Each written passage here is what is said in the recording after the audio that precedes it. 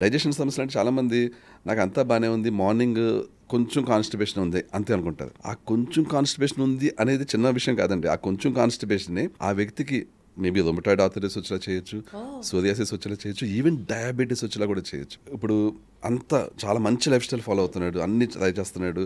మంచి మంచి ఫుడ్సే నేను చాలా మంచి ఫుడ్సే తింటున్నాను. నాకు ఏ జబ్బులు రావు అని అనుకుంటాడు. కానీ లైట్ కాన్‌స్టిపేషన్ ఉంది. ఒక్కొక్క రోజు కొంచెం మోషన్‌కి వెళ్ళడానికి కొంచెం కష్టపడుతున్నాడు. మంచి మంచి ఫుడ్స్ నేను గూగుల్‌లో వెతికాను. ఈ ఫుడ్ మంచిది. ఈ పర్టిక్యులర్ ఇది తింటే ఇంత హెల్త్ బెనిఫిట్స్ వస్తున్నాయి. అవే తింటున్నాను అనుకుంటారు. ఇన్ని చేసినప్పటికీ సంహౌ ఆ వ్యక్తికి పాస్ట్ కొంచెం కొన్ని నాళ్ళ క్రితం సరిగ్గా మంచిది తినకపోవడం వల్లో దేనివల్లో డైజెషన్ సమస్య అయితే ఉంది. లైట్ కాన్‌స్టిపేషన్ ఉంది అనుకుందాం. ఎన్ని మంచి ఫుడ్స్ తిన్నా ఆ వ్యక్తికి వచ్చే జబ్బులు ఆగవండి. అందుకనే చాలామంది నెగ్లెక్ట్ చేసే విషయం డైజెషన్. అది ఫస్ట్ ఫిక్స్ చేసుకోవాల్సిందేనండి. అది ఫస్ట్ ఫిక్స్ చేసుకుంటే చాలా చాలా జబ్బుల్ని మనం నివారించొచ్చు.